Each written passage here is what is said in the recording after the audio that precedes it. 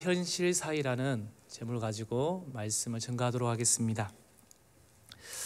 하나님은 우리 가운데 눈에 보이는 것에 집중하지 말고 현실을 넘어서서 믿음으로 살아가도록 말씀하고 있습니다. 그러나 마귀는 세상을 성도에게 심어주고 있습니다.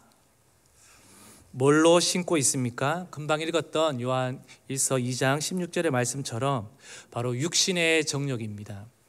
육신의 정욕은 육체가 원하는 것을 하게 하는 것입니다. 내 육신을 잘 가꿔서 우리 몸을 인스타에 올리고 맛있는 음식, 여행지, 여러 가지 인테리어 이런 모든 것들을 그곳에 올리면서 그곳에서 나의 수준과 내보다 더 나은 사람이 나오면 또한 우리는 그곳에서 실망하고 또 고개를 숙이게 됩니다. 또 하나 안목의 정욕이 있습니다. 그것은 호기심의 유혹. 호기심의 유혹으로 말하는데 볼수록 욕심이 생긴다는 말입니다. 나보다 더 럭셔리한 것이 나오면 또 내 고개가 숙여진다는 것입니다. 그러다 보면 점점 찾다 보면 결국은 중독에 빠지게 됩니다. 그리고 이생의 자랑이 있습니다. 그것은 교만의 유혹과 칭찬의 유혹으로 설명하며 타인의 시선이 목적이 되는 것입니다. 결국 이 이생의 자랑을 통해서 시기와 질투로서 결국 그 공동체는 무너지게 된다는 것입니다. 바로 육신과 안목의 정욕, 이생의 자랑을 통해 끊임없이 많은 시간을 마귀는 소비하게 만듭니다. 우리는 신앙생활 하면서도 더 깊이 하나님을 만나고 싶고 또한 성령의 충만을 받고 싶어 합니다. 또한 하나님의 부르심에 합당한 삶을 살고 싶어 합니다. 이것은 어떤 것과도 같은 거냐면 내가 원하는 대학에 가길 원해. 그리고 내가 날씬하기를 원해. 나는 돈 많이 버는 직장에 가기를 원해. 이런 바람하고도 똑같은 것입니다. 내가 원하는 대학교에 가고 싶다고 가십니까? 내가 날씬해지고 싶다고 날씬해집니까? 내가 돈 많이 버는 직장에 가길 원한다고 가십니까? 이것을 하기 위해서는 우리는 중간에 우리의 행동과 결단이 달라져야지만이 결과물이 달라진다는 것입니다. 우리 제자 비전 친구들도 또한 성도님들도 내가 성령 충만 원한다고 또 하나님 만나고 싶다고 갑자기 되어지십니까? 내 앞에 가라앉고 있는 걸림돌을 우리는 하나씩 제거해야지만이 바로 우리는 하나님 앞에 나아갈 수가 있는 것입니다. 어느 누구에게나 한정된 24시간 가운데 어떻게 하나님 앞에 나갈 것인가 하는 것인데 마귀는 이것을 틈만 나면 어떻게 한다고요? 이유와 변명을 만들어서 우리를 넘어뜨리게 만듭니다. 마귀는 우리들이 이전에도 지금도 현실에 손잡고 있는 것들을 쉽게 내려놓지 못하게 만듭니다. 그러면서 마귀는 너 이것 없으면 무슨 재미로 무슨 낙으로 살 거냐고 우리에게 계속적으로 속삭입니다. 그러나 예수님은 신약에 보면 죽은 나사로에게 오셔서 생명을 주시고 이 땅에 살아갈 소망을 붙잡도록 말씀하고 있습니다. 영적으로 잠자는 자, 영적으로 죽은 자에게는 하나님의 말씀이 들어가면 그 나사로가 깨어나듯이 내 영혼도 바로 살아나게 되는 것입니다. 그러나 나사로 상태를 한번 보십시오. 여전히 손발은 천으로 감겨져 있고 얼굴은 수건으로 싸매어 있습니다. 우리 가운데 묶여 있는 것이 무엇인지 우리도 한번 보아야 한다는 것입니다. 우리가 예수님을 믿고 그 은혜로 인해서 항상 우리가 구름 위에 떠 있는 심정일까요? 아마 그렇지 않을 것입니다. 예수 믿고 우리 교회에서도 양육받은 제자훈련, 사역훈련, 또 내적 치유, 성경 공부 이러한 것들을 했기 때문에 나는 더 이상 상처도 슬픔도 고통도 없이 항상 우리는 사명에 불타 있던가요? 그렇지 않습니다. 이런 훈련을 통해서 이제 나를 더 십자가 앞에 머물게 하고 겸손하게 우리는 날마다 만들어야 하는 것입니다. 그러면서 이젠 예수로 살아내는 것이 무엇인지, 하나님 앞에 어떻게 반응하며 살아야 할지 우리는 계속적으로 고민하게 됩니다. 우리는 하나님 나라의 백성으로 현실 속에서도 거룩한 정체성을 가지고 그리고 가치관을 가지고 우리는 살아야 합니다. 그러나 원수 마귀는 오늘 또 나의 가치관과 나의 정체성을 혼란스럽게 만들어서 수시때때로 넘어지게 만듭니다. 내가 하나님을 만나면 이전에 내가 갖고 있던 경험 그리고 보고 들은 것들 전혀 다른 것을 요구하신다는 겁니다. 이러한 일들이 일어납니다. 하나님께서는 내 상식과 내 경험, 내 한계에서 빠져나오라고 하십니다. 순종은 자기가 죽은 만큼 할 수 있습니다. 성경의 대표적인 믿음의 조상이라고 불려지는 아브라함이 있습니다. 아브라함이 사는 그 시대는 부족 사회로서 그 부족을 떠나면 바로 죽는 것과도 마찬가지입니다. 하나님이 바라보시는 정체성, 내가 자라면서 쌓아온 나의 자아가 있습니다. 자아는 자기를 지키려고 하는 보호 본능이 있습니다. 내가 공부에 대한 열등감에 갇혀 있다면 누군가가 이것을 건드리면 그때 나는 분노하게 됩니다. 왜냐고요?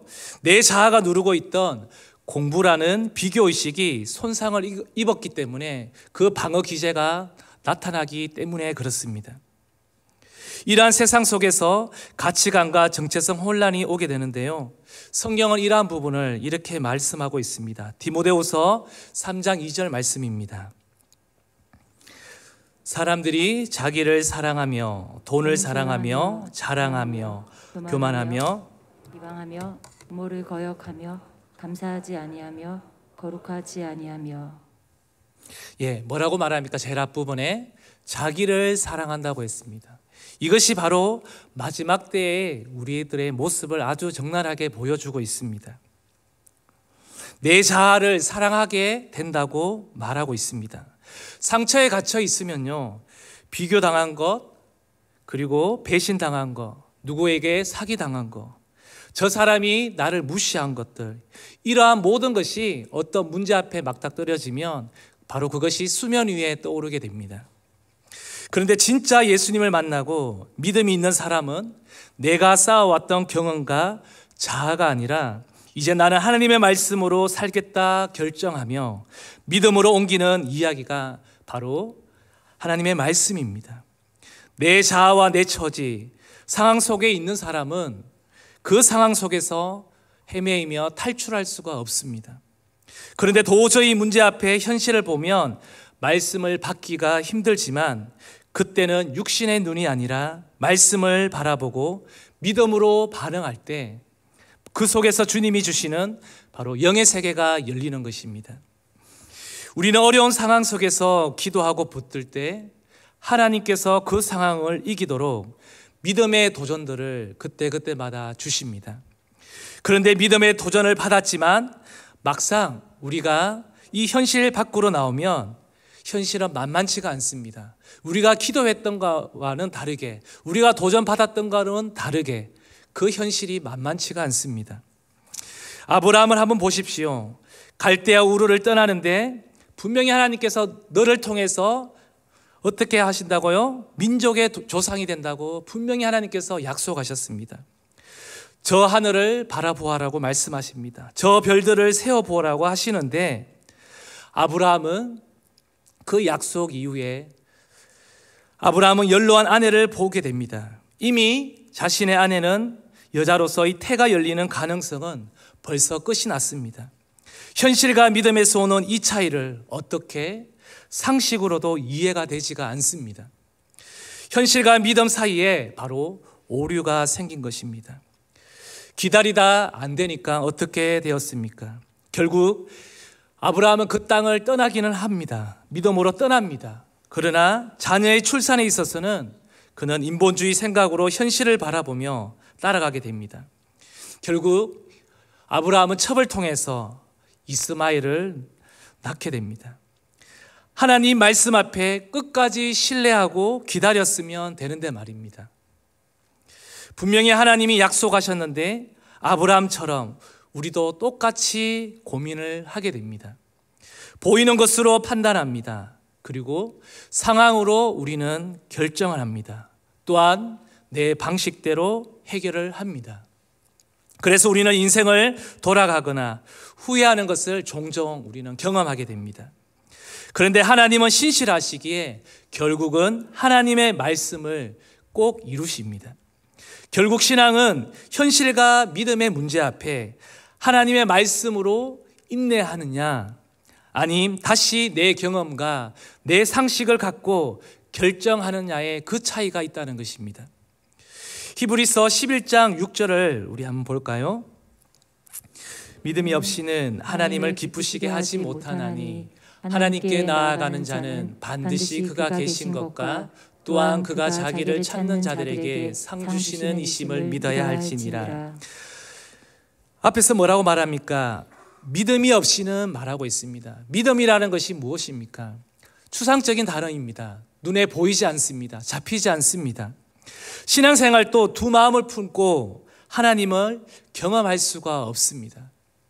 우리가 살아갈 때에 공부하는 것도 마찬가지고요, 누군가를 사랑하는 것도 마찬가지입니다. 우리가 두 가지 마음을 품고 할 수가 없습니다. 세상은 계속해서 눈에 보이는 것, 즉 내 마음에 맞지 않고 내 자아가 반대되는 것에 욕하고 화내고 분내고 계속해서 화를 내라고 막이는 부추깁니다. 결국 그러한 상처와 자아가 만들어진 사람이 세상을 향해서도 교회를 향해서도 하나님을 대적하는 일에 바로 앞장서고 주동하게 된다는 것입니다. 히브리서 11장 8절 또 한번 볼까요? 그러므로 아브라함은 부르심을 받았을 때 순종하여 장래의 유업으로 받을 땅에 나아갈새 갈 바를 알지 못하고 나아갔으며. 믿음의 실체가 뭔지 아십니까? 바로 앞에서 읽었듯이 그는 어디로 가는지를 알지 못했지만 어떻게 해요? 나아갔다는 것입니다. 말씀을 붙들고 나아갔다는 것입니다. 나의 정체성과 가치관은 여기에서 벗어나면 나는 죽어, 나는 살 수 없어라고 인지합니다. 그런데 믿음은 현실과 믿음 사이에서 말씀을 붙잡고 나아가는 것이 믿음인 것을 바로 아브라함을 통해서 우리들에게 가르쳐 주는 것입니다. 히브리서 11장 19절도 다 함께 읽겠습니다. 그가 하나님의 능히 이삭을 죽은 자 가운데서 다시 살리실 줄을 생각한지라. 비유컨대 그를 죽은 자 가운데서 도로 받은 것이니라. 아브라함은 이삭을 데리고 3일 길을 가는 장면에서 무엇을 감지했을까요? 하늘의 별들을 바라보면서 민족의 조상이 되리라 분명히 하나님께서 약속하셨는데 그 언약을 이루기 위해 약속의 아들을 죽은 자 가운데서 분명히 다시 살리실 거야. 이삭이 죽으면 바로 하나님의 언약이 깨어지는데 이 믿음으로 아브라함이 그 3일 길을 걸어갔지 않겠습니까? 아브라함을 통해 내 민족을 별들처럼 셀 수 없이 주신다고 하셨는데 이 상황 속에서 하나님은 내 아들을 번제물로 드리라는 이 말씀이 내 경험, 내 상황, 내 상식과는 전혀 맞지가 않습니다. 그런데 하나님은 이삭을 번제로 드리라고 말씀하고 있지 않습니까? 그런데 아브라함 어떻게 해요? 다시 살리실 줄을 믿었다는 것입니다. 이제는 본인의 현실보다 한층 더 그의 믿음이 더 살아있는 것을 그 본인도 보게 되었습니다. 이것이 하나님의 말씀을 붙들고 사는 삶입니다. 그래서 오늘 믿음의 장인 바로 11장은 우리가 앞에서 읽었듯이 11장 1절에 이렇게 말씀하고 있습니다. 우리 다시 한번 다 같이 읽겠습니다. 믿음은 바라는 것들의 실상이요 보이지 않는 것들의 증거니.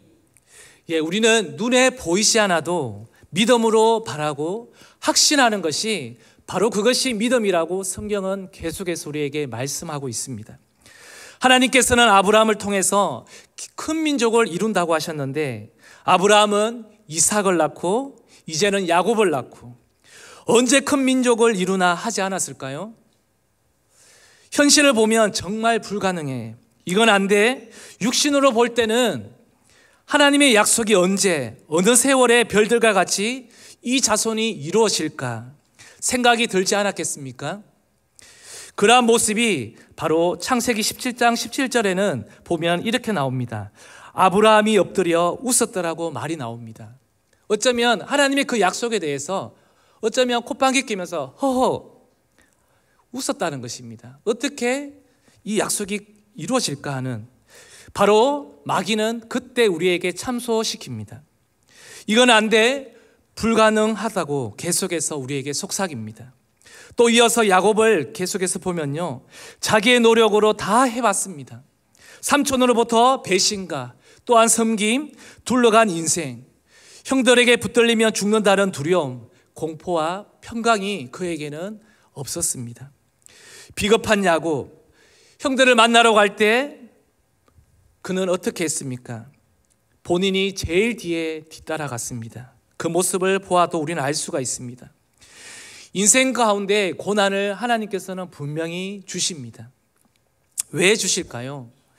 나에게 갑작스럽게 생각지도 못하는 그러한 질병들이 찾아옵니다. 왜 하필 우리 가정에 이러한 문제들이, 이러한 위기들이 찾아올까 하면서 우리는 그 고난 앞에 주저앉습니다. 그런데 고난이 왔을 때 우리에게 찾아오는 현실과 믿음 사이에서 오는 두 가지 인생이 있습니다. 첫째는요, 원망과 불평으로 나아가는 사람이 있다는 것입니다. 둘째는 언약을 생각하고 기도의 자리에 엎드리는 사람이 있다는 것입니다. 우리는 어떠한 자리에 서 있습니까? 야곱이 잘한 것은 형님을 만나러 가기 전날 밤새 기도했다는 것입니다. 우리의 인생에도 어려움이 왔을 때 인간적인 방법으로 우리가 해볼 건 다 해보시지 않았습니까? 마지막으로 해보지 않은 것이 무엇입니까? 하나님께 전심으로 기도하지 못했지 않습니까? 하나님 앞에 가서 죽을 똥 살 똥 우리는 기도해 보아야 한다는 것입니다. 그러면 어떤 일이 일어날까요?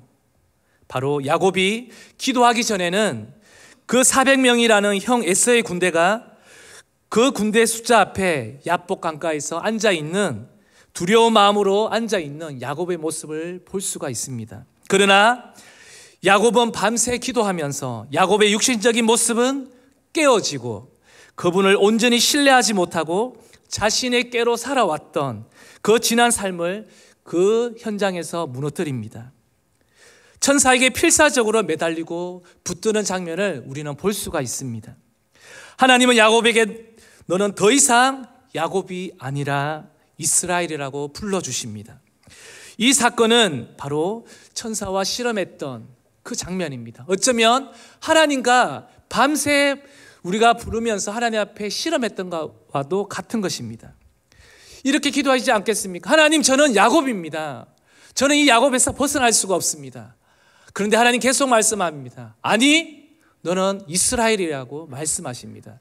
이 싸움이 밤새 계속 일어나는 것입니다. 우리의 인생 가운데에 계속해서 나는 야곱입니다. 너는 이스라엘이야. 계속해서 이 싸움 가운데에 우리는 어떻게 반응해야 될 것입니까? 야곱은 이제 다시 새롭게 태어났습니다. 바로 그는 이제 나는 새롭게 살겠습니다. 바로 믿음의 고백을 하는 것을 볼 수가 있습니다. 이어서 하나님은 4대째 바로 요셉을 통해 계속해서 약속을 이루어 가십니다. 요셉은 또 노예 신분으로 팔려오게 되면서 억울하게 옥살이를 하게 됩니다. 그럼에도 그는 하나님의 언약을 부모로부터 들으며 마음에 새기며 살았던 것입니다. 살았을 것입니다. 이 불가능한 상황 속에서 부르시고 바로 우리는 고센 땅에 머무를 자가 아니야. 우리가 갈 곳은 바로 가나안 땅, 하나님이 부르신 그곳을 향해 가야 한다고 분명한 목적과 방향이 있는 것입니다. 아브라함을 부르시고 약속하셨습니다. 우리 창세기 15장 16절 말씀을 읽어볼까요? 내 자손은 4대 만에 이 땅으로 돌아오리니 이는 아모리 족속의 제약이 아직 가득 차지 아니함이니라 하시더니, 이 사건이 있기 전에 이미 하나님은 아브라함을 통해서 약속하고 있습니다. 4대 만에 이 땅, 바로 가나안 땅으로 돌아갈 것이라고 하나님은 분명히 말씀하고 있습니다. 믿음으로 두려워 말고 고센 땅에서 계속 부모로부터 자녀들이 들었던 것이 무엇일까요? 하나님의 말씀의 정체성이 무엇일까요? 믿음의 길을 끝까지 인내하며 붙들라는 것입니다. 하나님께서는 아브라함과 이삭과 야곱 그리고 요셉을 통해서 계속해서 말씀해 주는 것은 이 땅에서 이 정체성의 싸움, 바로 이 가치관의 싸움이라는 것입니다. 성경에서 계속 선진들과 우리들에게 말씀해 주고 있는 것이 무엇일까요? 오늘 하루를 살아가는데 나는 무엇을 붙잡고 무엇을 선택하고 살 것인가? 바로 내 경험을 붙들고 살 것인가? 주변에 들려오는 다양한 상식을 우리는 붙들고 살아갈 것인가? 아니면 내 자존심과 내 자아, 내 상처에 붙들려서 내가 택하며 살아갈 것인가? 성경에 나오는 대부분의 사람들은 모두가 처한 상황은 말도 안 되는 상황들을 우리에게 계속해서 펼쳐져 보여주십니다. 그런데 그 부르심 속에서 눈에 보이는 현실과 믿음 사이에서 하나님은 계속해서 하나님의 그 믿음의 손을 보아라고 계속해서 명령하시고 말씀하고 있습니다. 바로 하나님의 말씀을 따라 우리는 살아가는 것입니다. 이것이 바로 믿음입니다. 이 시대는 말씀이 차고 넘치는데 사람들이 말씀을 읽지 않습니다. 읽지 않으려고 합니다. 진리를 하찮게 여기며 이제는 세상에 더 재미있는 것들이 더 많이, 더 유익한 정보들이 있기에 그 하나님의 말씀 앞에 그것을 덮으려고 합니다. 심심함을 달래주는 그 넷플릭스 영화들, 수없이 쏟아지는 유튜브의 정보들, 우리는 계속 검색하느라 우리는 시간 가는 줄 모릅니다. 어떻게 시간이 흘렀는지 알 수가 없습니다. 심지어는 말씀 볼 시간도, 기도할 시간도 없습니다. 어떠한 생각을 하기 전에 이미 세상의 기계가 내 모든 사고를 막아버리고 멈춰버리게 만듭니다. 이때 현실과 믿음 사이에 가치관과 정체성 싸움에서 이기는 것은 바로 거룩한 습관을 우리는 만들어야 합니다. 주변에 들리는 소리는 불가능하다고, 안 된다고, 바로 우리 자신과의 싸움에서 우리를 넘어지게 만듭니다. 우리는 육신의 눈으로 보이는 대로 살면 안 됩니다. 내 육신의 귀에 들리는 대로 살면 안 됩니다. 그리고 내가 살아왔던 경험대로 살아가서도 안 됩니다. 바로 성경은 우리에게 끊임없이 현실과 믿음 사이에서 말씀해주고 있는 것이 무엇이냐면요, 바로 네가 그럼에도 불구하고 믿음을 붙잡아야 한다고 말씀해주고 있습니다. 말씀 앞에 우리는 조명되어져야 한다는 것입니다. 이제 말씀을 정리하겠습니다. 아브라함과 이삭, 야곱, 요셉, 이들이 그들의 열심과 노력으로 해서 계속해서 달려왔을까요? 세상은요, 계속해서 끊임없이 인본적인 방법들은 내 힘으로, 내 생각대로 내가 쌓아왔던 그 스펙과 방법으로 하라고 말합니다. 내 힘으로 하다가 안 되면, 노력하다가 안 되면 어떻게 되는지 아십니까? 결국은 우리는 그 공허함과 무기력과 그 허무함으로 우리를 바로 붙든다는 것입니다. 하나님은 현실과 믿음이라는 이 두 진영의 선택 사이에서 누구에게 손을 들어 주실까요? 누구의 편이 되어 주실까요? 믿는 자를 통해서 약속대로 유업을 잊게 만드십니다. 올 한 해를 우리가 돌아봤으면 좋겠습니다. 올 한 해 우리가 어떻게 이 현실과 믿음 사이에서 나는 어떠한 영역에서 내가 더 많이 붙들었는지, 내 경험을 붙들었는지, 나의 경험과 나의 상식을 붙들었는지 한번 돌아봤으면 좋겠습니다. 그러면서 동시에 다가오는 2023년을 나는 또 이 현실과 믿음 사이에서 과연 나는 어떠한 부분을 더 붙잡아야 될지 우리가 좀 더 고민하면서 하나님 앞에 나가야 될 줄로 믿습니다. 그래서 온전한 믿음으로 우리가 선택하시고 하나님의 뜻에 참여하시는 우리 모든 믿음의 성도님들이 다 되시기를 소망합니다.